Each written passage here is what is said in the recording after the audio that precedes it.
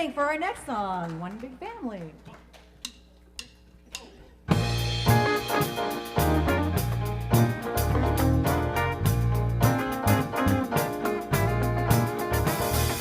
Everybody, get up on your feet.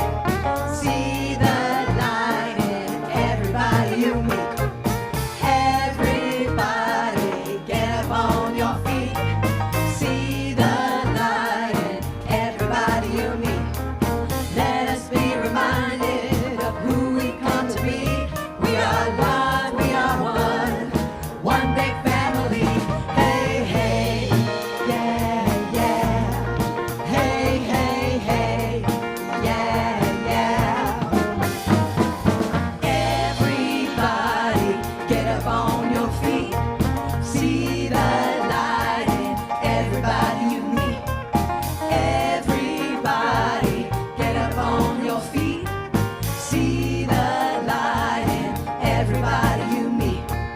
Let us be reminded of who we come to be.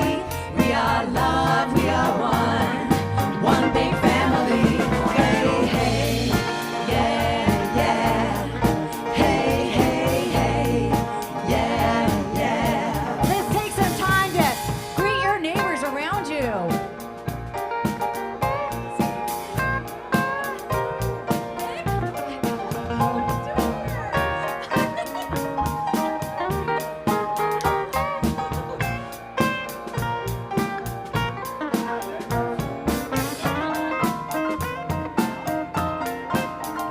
We are love, we are one big family. Hey, hey, yeah, yeah. Hey, hey, hey, yeah, yeah. Take it to the bridge. Let us make a joyful sound. Here we stand on holy ground. Let us make a joyful sound. Here we stand on holy ground. Let us make a joyful sound. Hey, hey, hey, hey. Everybody, get up on your feet. See the light in everybody you meet. Everybody, get up on your feet. See the light in everybody you meet. Let us be reminded of who we come to be. We are love, we are one big family. Hey, hey, yeah, yeah. Hey, hey, hey, yeah, yeah. Hey, hey, hey.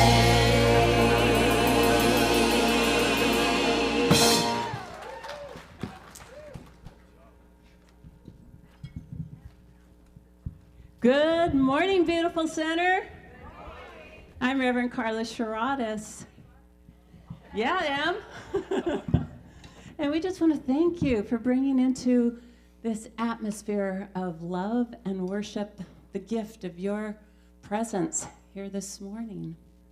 Our founder, Ernest Holmes, said, or he wrote this, that we believe that heaven is now, and we believe that God is now, and that there will never be a better day in eternity than the day that we are living.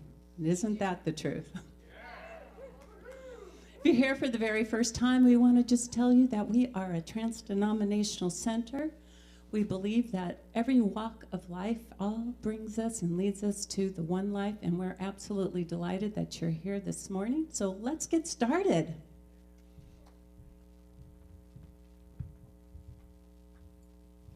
And we're going to start this morning by our opening ceremony, lighting the flames of faith. We promote this ceremony, or we perform this ceremony to promote the universal consciousness of life, which acknowledges that all peoples, all faiths, all sentient beings come from one great universal presence, which we call Spirit. Fundamental to this truth is the unifying nature of all religious thought and experience, which we honor here today.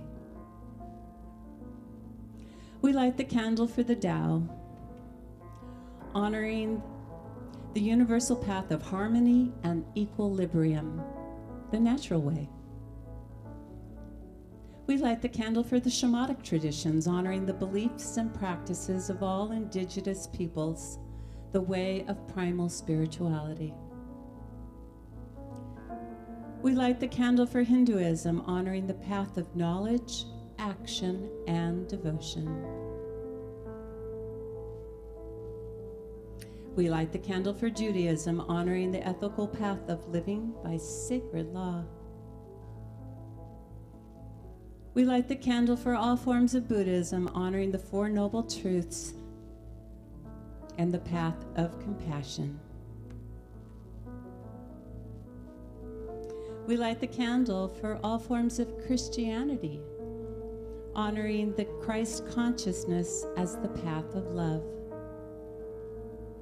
We light the candle for all forms of Islam, honoring the path of compliance as the will of God, as the highest calling. We light the universalistic religion of Baha'i, honoring the path of unity and peace. We light the candle for all forms of New Thought, honoring the metaphysical path of mental healing through the practice of universal spiritual principles. And as our practitioner this morning, Tony Sparks, lights the last candle, let it represent the path which brought you here today.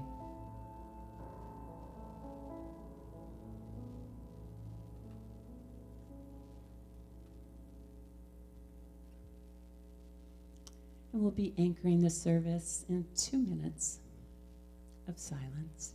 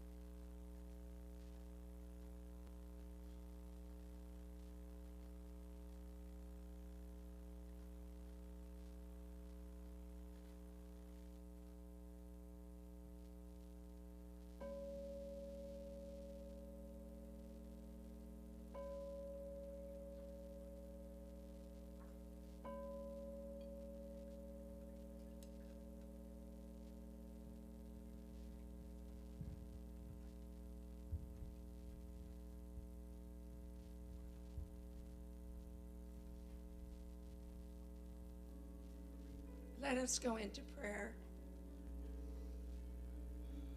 I know that Spirit is whole, perfect, and complete. God is life and beauty and joy and harmony. It is all-powerful, all-knowing, everywhere present. This life is the Creator, creating out of itself with so much power, so much goodness, so much beauty And we are one with this presence. It lives within us. It guides and directs us. We are expressions of God, each one of us, on our holy path, on our spiritual path. And I know that this morning unfolds with divine order, that our hearts are open, that our minds are clear to receive. I know that everything that transforms this morning is a transformation, is a new way of thinking, a new way of being, that there is a light within us that glows stronger and stronger as our faith, our spiritual path grows to more and higher place of being, and that our consciousness expands. I know that each one of us makes a difference, living our lives out loud, rising high. And so with so much gratitude that each one of us is present to hear, to listen, to receive, I place these words into the law of power, of activity, knowing that it's already done, it's already so, as we say together. And so it is.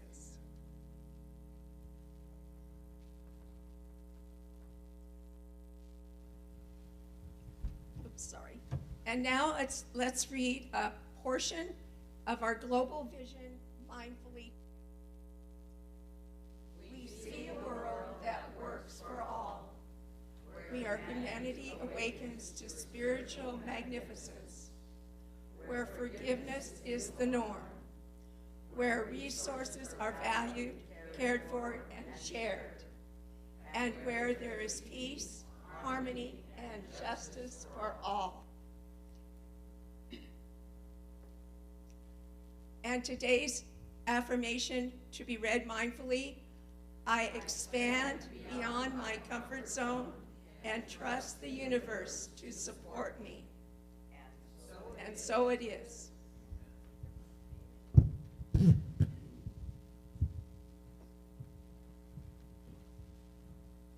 Thank you, Tony. Would everybody please just give a warm, warm welcome up to our platform, Allendale.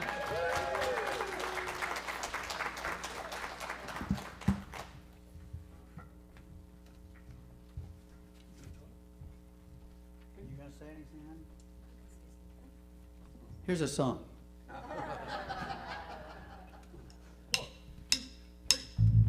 If you want to dance, feel free. Come on, people, get up. Your love is lifting me higher than I ever been lifted before. So keep it up, fulfill my desire, and beyond my side forevermore.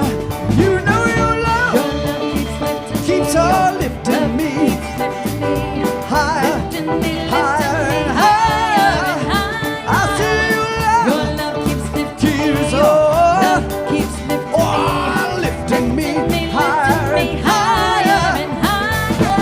Once I was downhearted, disappointment was my closest friend, but then you came and you soon departed, and you know he never showed his face again. Well, that's why your love keeps on lifting me higher, higher and higher. I say your love keeps on lifting me higher and higher.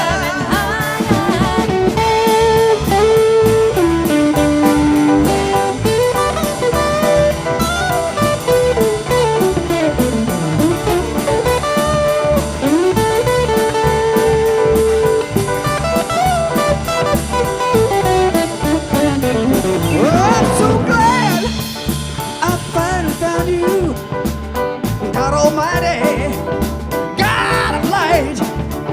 And now with your loving arms around me, I can stand up and sing with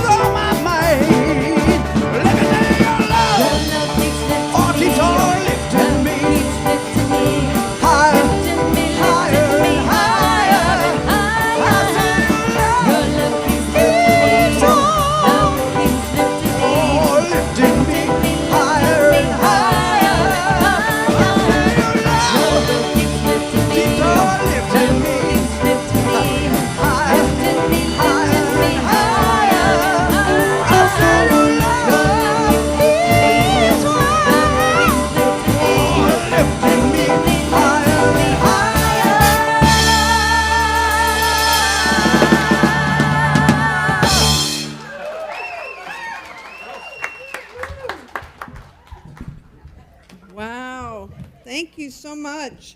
Can we rename the talk today? Do I have volume yet? Is my sound on? Yes. All right, great. I couldn't hear myself. Good morning. Let's give Allendale and the band and our new pianist, John Henry, a big hand. Woo, woo! Welcome to the family. Welcome to the family. Oh, goodness. Everything's all awry here. My name is Reverend Alice Reed, and I am the spiritual director here, and I am so glad to be with you here as we begin February. But first, I want to make sure that everyone is aware that our foundations class is starting on Tuesday. Now, you might want to wonder, what is the foundations class? Well, we've rebranded it, and we call it the Basic Skills for Living an Authentic Life. And it's being taught by our very own Coach Dave, who's back in the sound booth. We do need a minimum to teach the class, and I think there's a bunch of people who are sort of scratching their heads and trying to figure out what they want to do. Today's the day to figure it out. Today's the day to figure it out. So I encourage you to sign up for that class so that we can get it started on Tuesday. It's a very powerful class, and it really does give us the foundations of how to live and walk out this philosophy. So if you haven't taken it, I highly recommend it. It's a great class. It's going to be online, so you can tune in, just wear your sweatshirt, hang out at the comfort of your home, and have your consciousness raised. And speaking of raising, this year we have this wonderful theme of a grand rising. And so we're looking at ways where we can really stand tall in our philosophy, this philosophy of freedom and love and beauty. And so last month we looked at that idea of a grand rising through looking at some of the basic principles we teach. And if you missed it, you can go back on Facebook or on our website and YouTube and listen to those talks, because they've really grounded us for the year in a lot of the principles that we teach. The other thing that's happening this month is that we are talking about divine discomfort.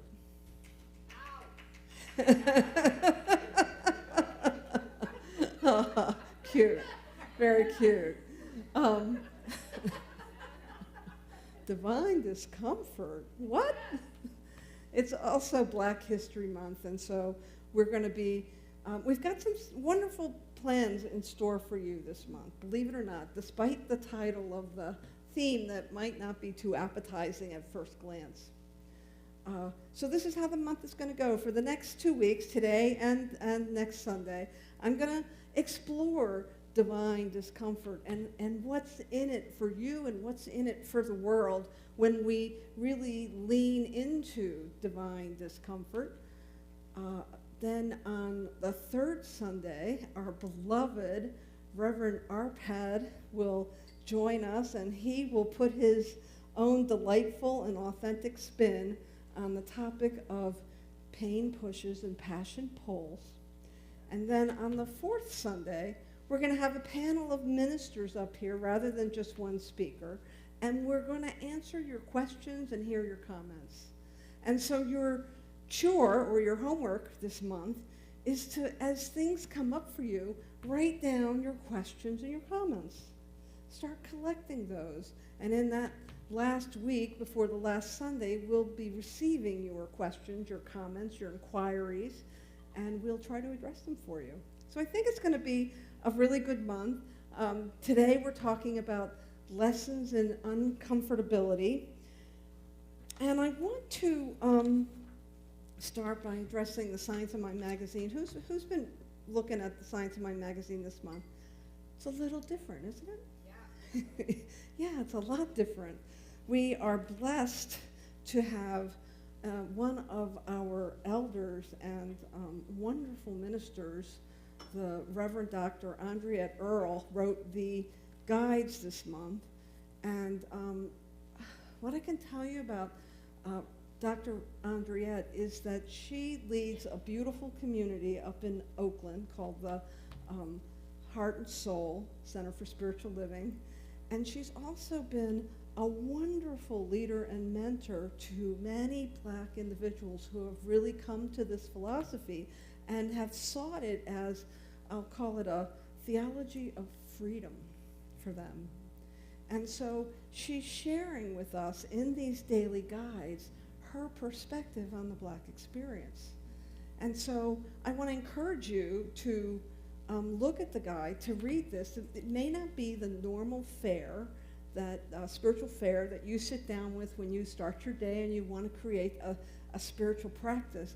But I'm going to suggest, as we talk about wanting to be a philosophy that really does create a world that works for all, that reading these guides is an opportunity for us to witness other people, to witness their experience, and to be present with it in a way that can be very powerful for us individually and for those being witnessed. And so what I'm going to do the next 2 weeks is I'm going to read one of the sections out of the guide for us. And so yesterday's, really, I think you might be asking, why are we talking about Black History Month? I mean, we're mostly a white community.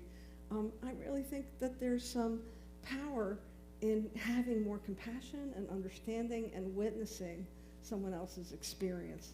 And so I'll read this to you, and I think this explains why we might be interested. And this is from Saturday. And Dr. Andriette writes, "For me, Black history is a source of ever-increasing pride, awareness, clarity, access, and focus. We could break Google if we were to include the complete story of the African role in establishing the British colonies and the wealth economy of the United States. It would also require a trek into darkness. Our true history is rife with invalidating and discrediting the wisdom, intellect, and ingenuity of the enslaved. Black history is best, at its best, illuminates a legacy of faith, love, and perseverance. It returns us to wholeness. It also exposes an intentional culture of inequity and exclusion, terror, and brutality. Preparing these guides immersed me in feelings I suspect are linked to generational trauma. This project triggered the trauma of being Black in America while increasing my awareness of our racial history. The task provided challenging and exhilarating, inspiring, and triggering experiences in me. These guides are my North Star to freedom and historical truths." She finishes by saying, "I'm aware how difficult it is to comprehend the stories of triumph without a sense of the circumstances from which these triumphs reigned. I'm so excited to share some how I got over stories, what our protagonists got over often was most uncomfortable part, the divine discomfort within their stories. We must engage our intuitive discernment to see within and beyond the suffering, to glean the deep faith, courage, discipline, determination, wisdom, and love. I fully understand this may be read through a completely different lens by those less aware of America's authentic history and ethnicity-based laws and policies. I especially request grace and open-heartedness from those whom this is the case." And her affirmation is, "I'm ready and willing to see." And so I commit myself personally to read these guides so that I can see through another's eyes. And I will tell you that I am no expert on Black history. I am not going to be your guide in looking at that, but I encourage you to use our magazine to be your guide as we move through this month and as we try to understand a different experience and a different perspective. And I'm really proud of the courage that it took Dr. Andriette to write these. So let's have that be part of our spiritual practice in February, to honor a different experience with love and compassion. Are you with me? Yeah. Yeah, great. Thank you. Thank you.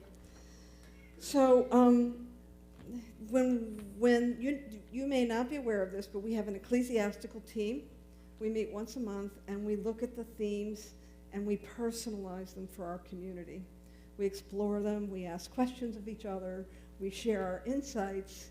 And when we looked at this topic this month, there were really, reasonable questions like, why would we be looking at discomfort? Aren't we here on Sunday mornings to be uplifted? Somebody else asked, why do we need to know about Black history? Well, I've went into that already. And so what I want to suggest is that as we move through this idea of discomfort, there is something to be learned from it. There is some way that we can grow through discomfort. If I think about the animals in the animal kingdom that shed their skin, right?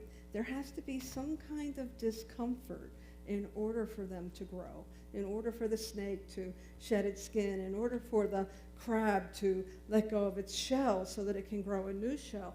That is the growth process, that there needs to be some letting go, and often the letting go of how we were so that we can step into who we are meant to be brings up a little pain, a little discomfort. It's human nature to want to avoid pain, isn't it? And yet, I know that sometimes it's not an option, right? It's not a choice. We have an experience, we feel it, we have to move through it. We all have our coping mechanisms. When I look at the idea of pain and discomfort just from a physical level, right, from our body temple, like sometimes we can have an experience, a physical experience, a temporary experience where we might be feeling some discomfort.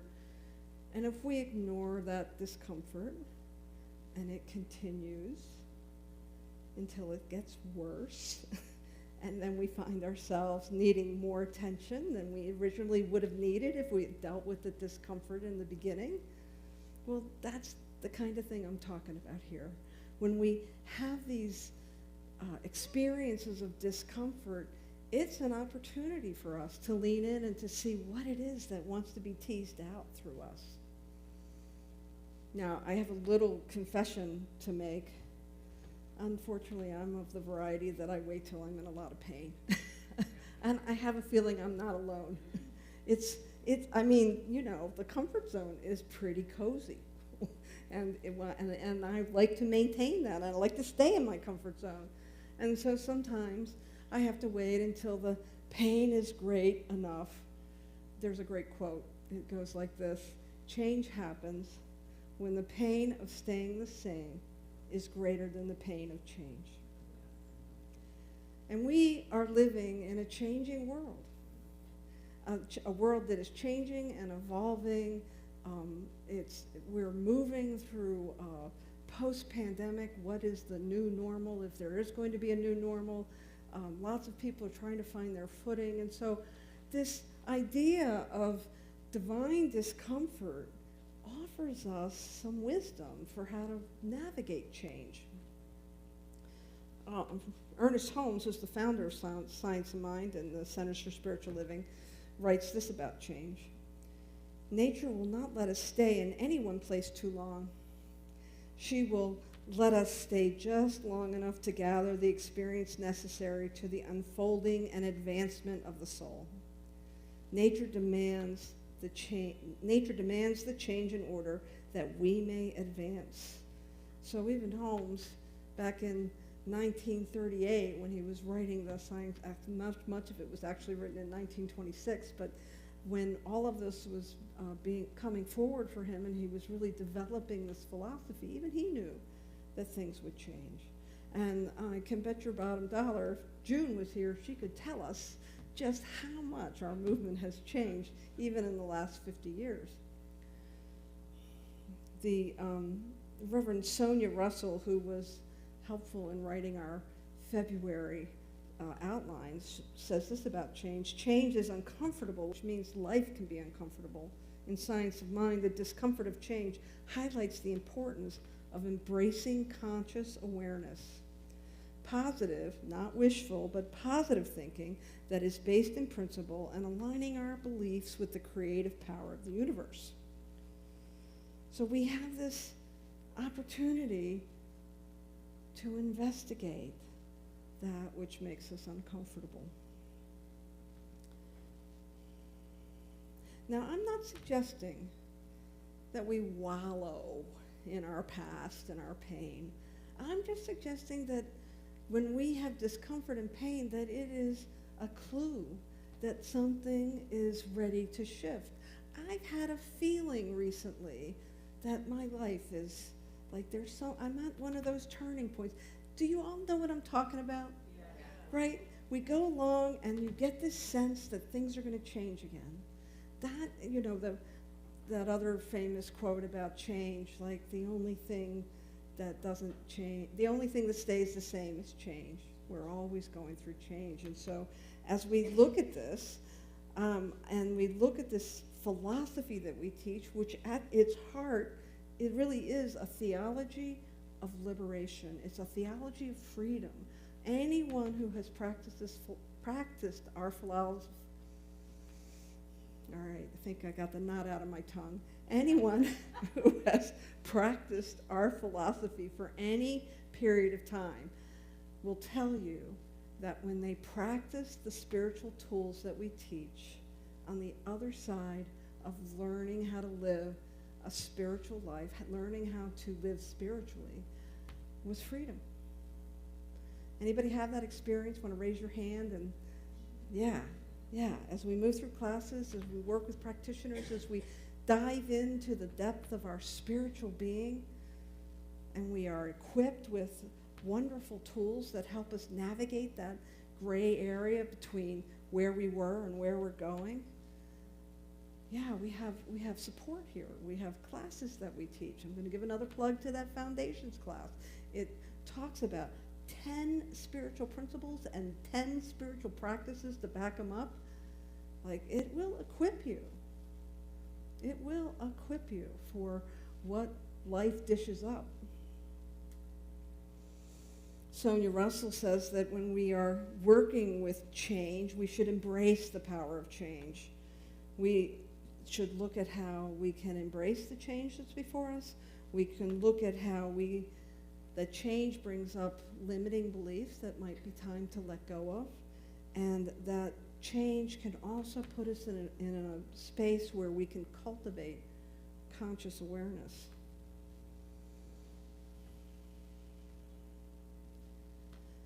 And as I was thinking about this topic, I was thinking about those points in my life, those pivot points, right, where everything shifted.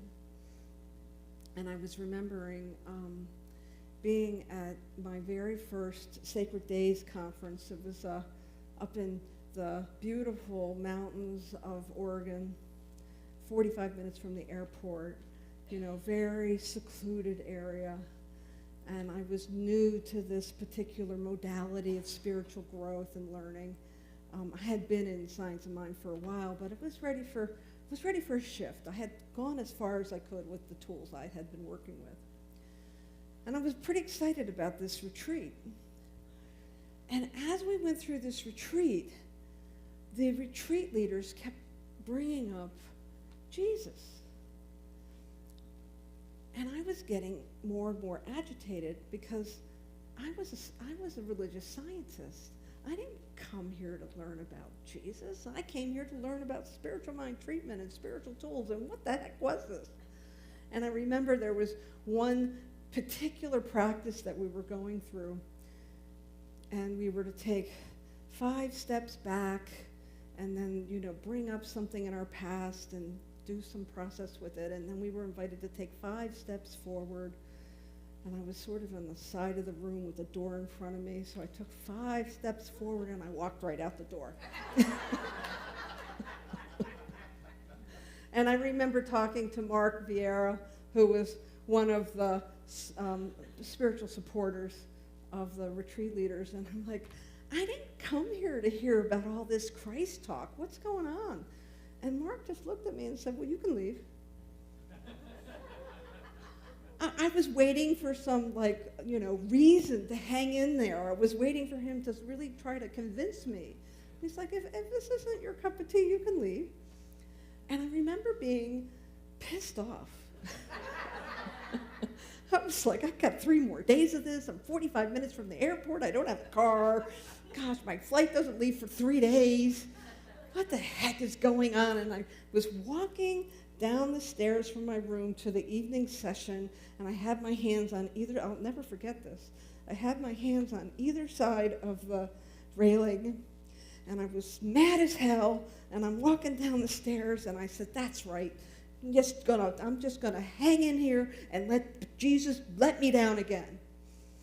And my knees buckled. When I heard those words go through my head, I was like, what is that coming from? It was like, I had this sense of betrayal, and I knew it was, I was at a pressure point, a trigger point that needed to be revealed. I sat down on the stairs, I just breathed in, and immediately a memory came back to me that many of you know that I am in recovery and a 12-step program. And when I was deep in my addiction, I was about 15, I had a boyfriend, and we began to find solace in Christ in a Christian church. And so we were saved, and we were going to Bible studies. And within a month of having that reprieve from the craziness of my addiction and his drug addiction, Billy picked up again and got hit by a truck. And somewhere in my psyche, I recorded that, and I laid all that pain and that tragedy onto Jesus. It wasn't that master teacher's deal. It was my pain. It was my discomfort. And in that moment, as I leaned into my discomfort, I found freedom in recognizing how I had crossed my wires. Now, I didn't then, walk down the stairs and walk in and say, I'm ready to be saved again. But I was ready to be open. I was ready to look at the places where I was holding back, where I was trying to stay safe because of an experience that I had. And I shared this story with you this morning because I really want to demonstrate to you that there is freedom on the other side of discomfort. And that when we can lean in and look at what it is that is where we're trying to keep ourselves safe, well, when we build those walls, we also keep ourselves apart. And we also keep ourselves away from. And I want to invite us, as we move through this topic this week, this month actually, I want to invite us to look at the places where we might be able to pull back the curtains of I'll call it disassociation. I mean, that was my coping tool as a young addict. I'm just disassociated from all the craziness I was creating. And I think it's a natural way that we take care of ourselves. But at some point, if we bury it, it comes up again, right? It's like just putting a piece of cardboard on a piece of ground, and the weeds kind of come out and grow out around the sides of it, right? We don't want that. We want to have clarity. The very thing that attracted me to this teaching was the ability to really live an authentic life from a transparent place where I could be true to who I am. And I can't do that when I'm hiding out, and neither can you. So I'm not suggesting that this isn't about therapy or dredging up. This isn't the place for that. If you have some serious trauma issues, I'd recommend getting help. But this is the place to pay attention to our discomfort and the places that don't feel good, and to sit with them just long enough to see if there's any wisdom there for you, to see if there's anything that wants to come up, so that you can have an experience of freedom and love and compassion. Those are all the juicy byproducts of living in a community like this, where we are willing to be honest and open and feel safe enough to live that authentic life.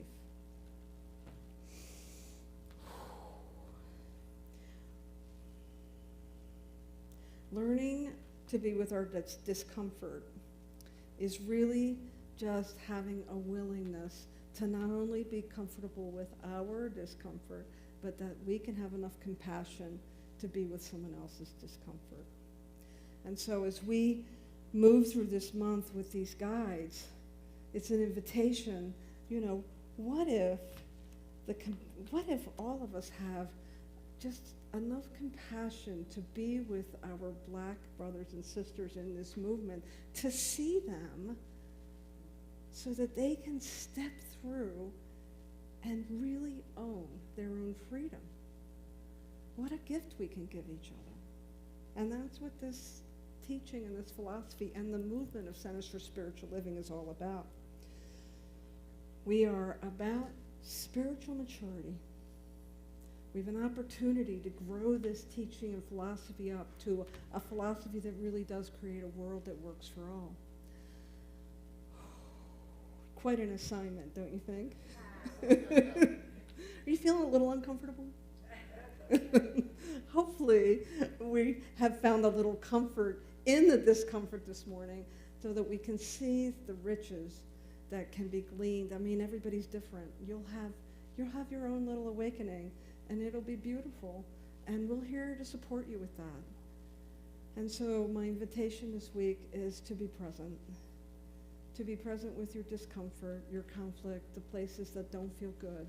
Because I guarantee you, when you see where you might have misplaced power and you relocate it to the wholeness that is within you and within every one of us, you will begin to see a world that works for all.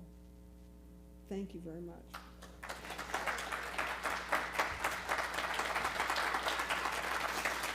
So it's time to invite the band back up, and actually just John Henry, so that he can accompany me while we pray. And so join me, if you will, and I invite you to either lower your gaze or close your eyes as we go into prayer. That safe place where the divine meets the human, where there is no us and them, where there is only oneness. And so I know when we move through our week, as we begin to press into those places that might seem unlovely, I know that those are the places where we are bringing more compassion and more love to ourselves and to the world. So I invite each one within the sound of my voice to lean in, to trust Spirit, and to let love guide you. That as we walk out this month of divine discomfort and Black History Month, as we begin to see the beautiful tools and byproducts of knowing that there's greater clarity and greater wholeness just waiting for us to initiate it, that we are divinely supported, that there is a power and a presence that moves in us, as us, and through us, that we never walk this road alone. And it is with a grateful heart that I speak this word, that I know this truth, that I simply deposit this with the law, and I know that it is the law, that thing that makes the grass grow, that brings us forward, that carries us home again, that keeps us safe. And so it is with gratitude that we anchor this prayer together by saying, and so it is. Thank you. And let's bring the band back up and Alan Dale to treat us to another piece of music. Woo!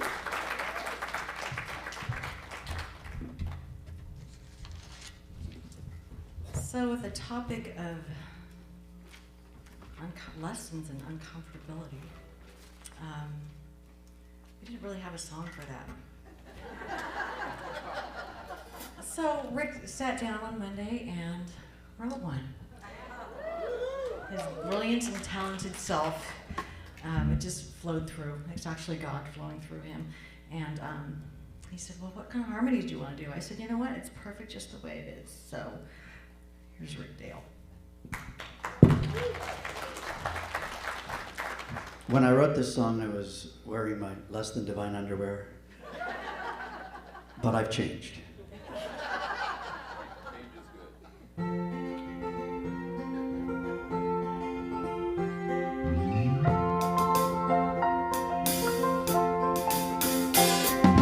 Stepping out of my front door, TV said there's a chance of rain. Sky filled with swollen clouds, afraid I'll soon be soaked again. Maybe the sky is falling, familiar fear is calling me. But I do it anyway, there's something in me bigger than I see.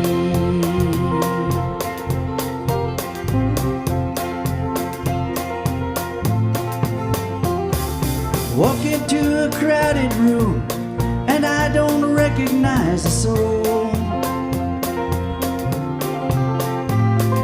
I can feel the stranger's stares, the eyeballs drilling little holes. Maybe it's in my mind, the fear is just behind the blinds. But I hold out my hand and meet some humans of every different kind.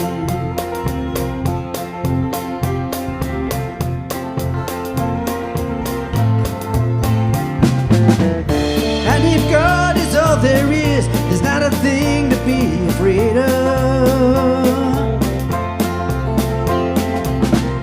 And if God is within me, all I've got to do is love. All I've got to do is love. All I've got to do is love.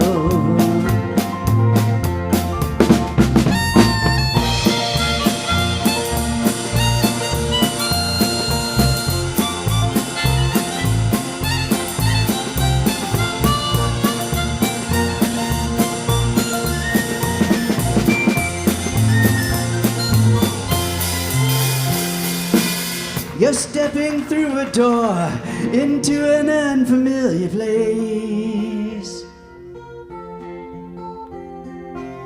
And now you're by yourself, staring destruction in the face. Looks like the sky is falling, and that old fear is calling you. But you are not alone, there's something in you, powerful and true. And if God is all there is, there's not a thing to be afraid of. And if God is within you, all you've got to do is love. All you got to do is love. All you got to do is love. All you got to do is love.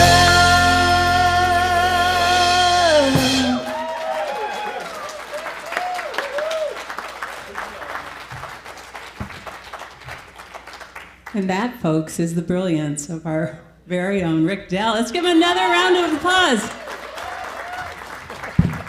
And to Alan Dell, thank you so much for your gifts that you share with us. We'd like to thank all of our musical talent, these wizards here this morning. Let's give them a big hand. Our new permanent pianist, John Henry. What a gift. Our songbirds that hit off there every morning and get us really riding on the spirit, don't they? Let's give them a beautiful hand as well. Love it, love it, love it. We have so much good here. And it is time for our conscious, committed giving. So if our ushers would come up front.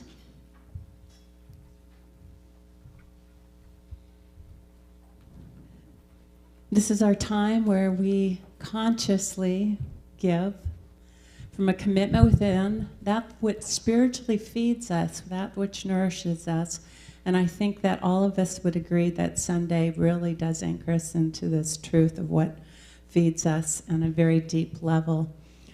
So this morning, if you are watching on the internet, please feel free to read the screen, and you can donate this morning to cslcv.org. Or if it's not your day to give this morning, there's a beautiful card in the back of your seat tucked in. And it's a card that you can pray over. Just give thanks with that card. Thanks for all that is given to you. Thank you for the center and the gifts. And put it in the basket, because that energy moves mountains. And would you all read with me now our prosperity affirmation? My offering is my acceptance of God as the source of my supply and symbolizes my faith as the abundant flow of this supply. Feel free to sing along with us on this song. Blessed always, blessed always, for the arms of God surround us. Let our joy be so triumphant that we rest in God and say amen. Blessed always, blessed always, for the arms of God surround us. Let our joy be so triumphant that we rest in God and say amen. Let our joy be so triumphant that we rest in God and say amen.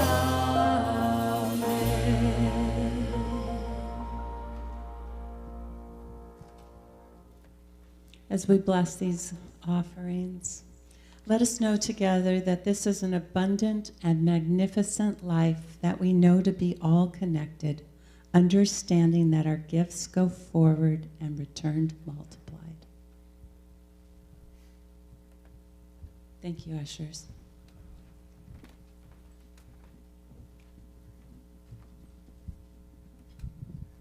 I'd like to take this time to do some acknowledgments. And first, I just want to see if there are any newcomers out there this morning. Anyone's come for the very first time? If you could just stand, and if you brought that person, would you stand for us as well? Beautiful. We are absolutely delighted that you're here. One of our ushers is going to bring you a gift bag, and we have a coupon inside the gift bag. If you'll take this to the bookstore, we have a beautiful gift for you. Guess what it is? It's a book. So welcome. And also we'd like to acknowledge all of our volunteers, our beloved volunteers that help make all of this happen on Sunday and throughout the week. Would you all stand, including our practitioners and our ministers? This is the beautiful core of our volunteers that help everything behind the scenes make this happen for us. And we just love each and every one of you so much. And within this core of volunteers, we have practitioners. And practitioners they've been studied in the art and science of prayer. And if you are feeling some type of spiritual discomfort that Reverend Alice was talking about today, it's your day to go get a prayer. It's your day. You know what a practitioner does? Is they know what you're full of, your truth, not what you lack. So go and get one today, please. And our practitioners this morning are Cheryl Lyman. We have on High Watch, we have Cheryl Lyman. And then we had Tony Sparks, and we have Paula Manis. So please, let's give them a nice hand as well. And I think it's time for Clark Wilson to come up and give us some invitations. Come on up, Clark.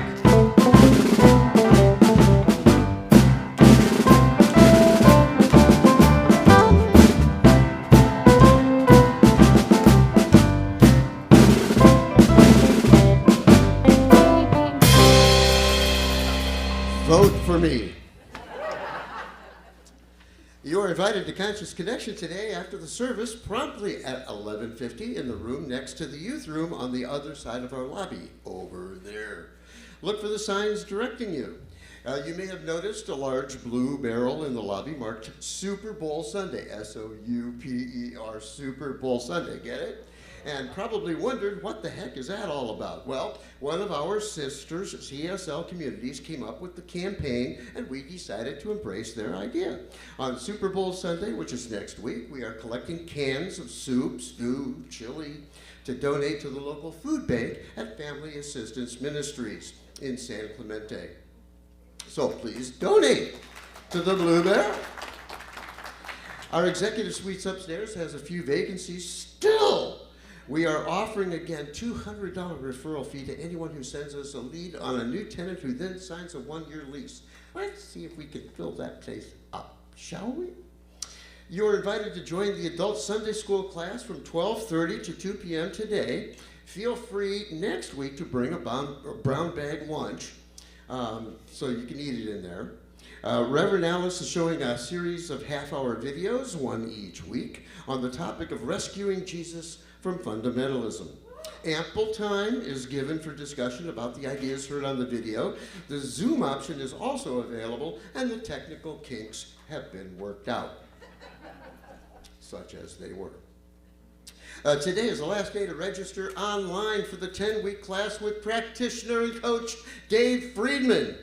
And that's on Tuesday evening, February 6th on Zoom. The class is called Basic Skills for Living an Authentic Life. Now in this class, you will learn the basic principles of science of mind, philosophy for living a richer, fuller life. In order to have this class, Dave needs at least 3 more people to sign up.